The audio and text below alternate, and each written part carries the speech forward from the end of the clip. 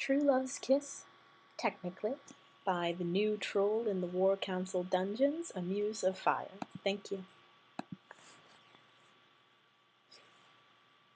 A red rose arrived every Monday morning without fail.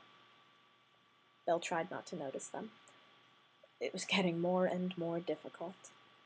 Bae held it out to her and she shook her head. It landed in the trash just where the previous 10 had ended up. He's not going to give up, Bae said quietly. I know, Belle murmured, drawing her feet up onto the window seat and drawing her woolen shawl about her. She didn't want to venture outside again. The last time she tried going to the diner, which was standing inexplicably in the courtyard of Snow White's palace, he was there, brooding over a cup of coffee. God knew why he needed it. He was already tense as a lyre. Their eyes had met for a split second, and he started to rise, but she had fled. Strange, she thought, that she was the one afraid now. The only person who really understood was Baelfire, the long-lost son, now a man, and now just as frustrated and wearied by his father's hopeless attempts at apologies. It had been bad enough to be sent to the real world when he was 14, but when he found out his father had somehow managed to build a dark curse big enough to swallow the world just to find him, he was torn between wonder at his father's devotion and horror at the price. Emma Swan, now a princess of the realm, was the one who found them both. It was what she did. That was what she said when she led Belle back into daylight and Bae into Storybrooke.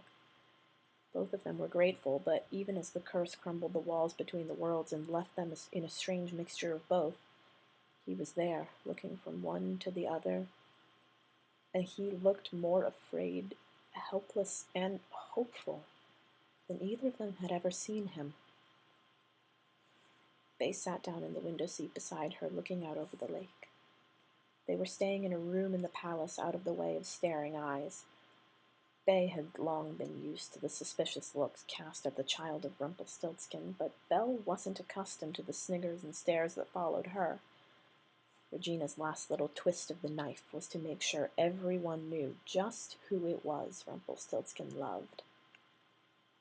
We could leave, he suggested quietly. Belle looked at him. Somehow, he's nothing like she imagined, and yet exactly that. He was taller, broader, and darker, but something in his smile, something in his eyes was wholly his father. He reminded her of the days when Rumpelstiltskin wasn't loathing the world or all the things around it. We can't, she said, shaking her head. I can't. He offered her his hand, and she took it, then shifted to curl against him. You still care. So do you, she murmured. You must want to hate him so much. His chest shook with a tired laugh. You have no idea, he said quietly. She rested her head on his shoulder. He knows why we're upset, she said. That's why he hasn't just come marching in, Bae agreed. He released a heavy sigh.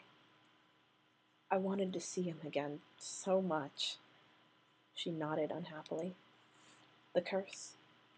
I know it could have been worse, he said in a whisper. I've heard the stories of his magic being bound by deals. He was trying to stop. He wanted to make amends, but that curse... No one was hurt, she whispered, and somehow their positions were reversing, his head on her shoulder and her hand stroking his hair. He kept everyone safe and closed away until the time was right. No one was hurt when it was cast. Not by his hand, he whispered, and his voice wavered. But people died. Belle closed her eyes.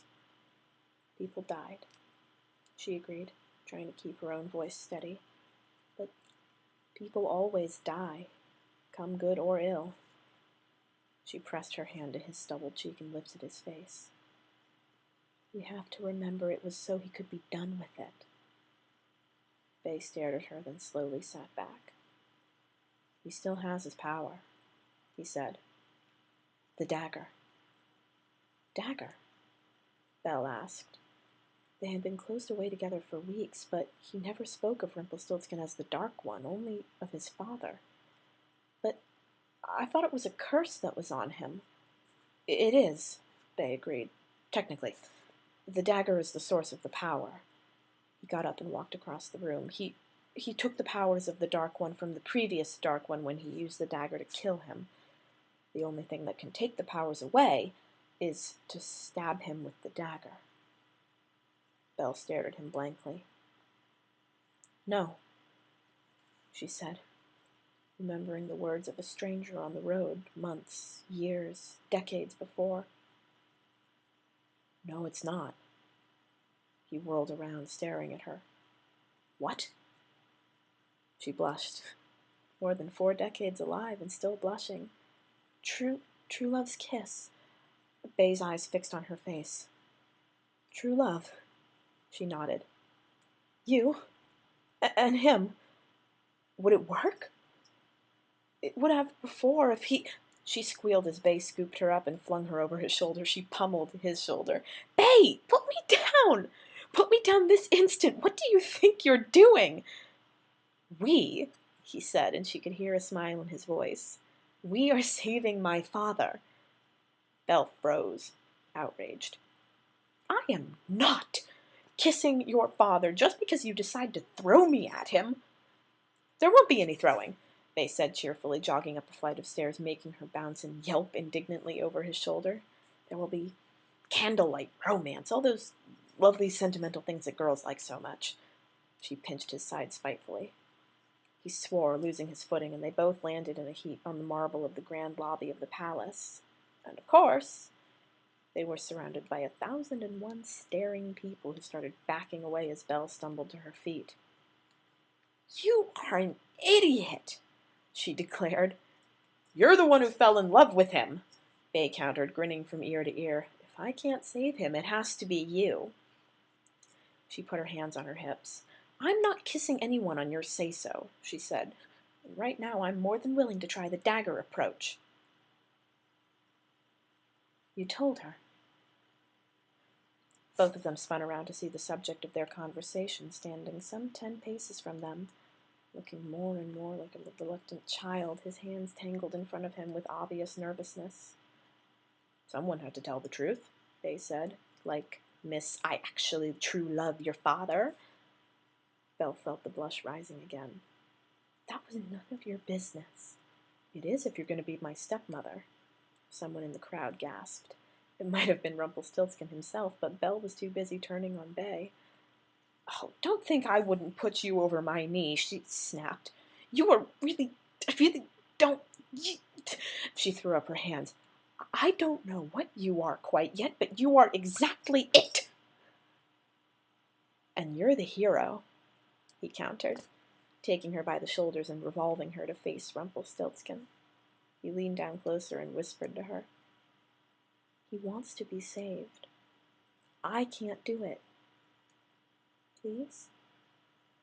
Belle raised her eyes to the ceiling.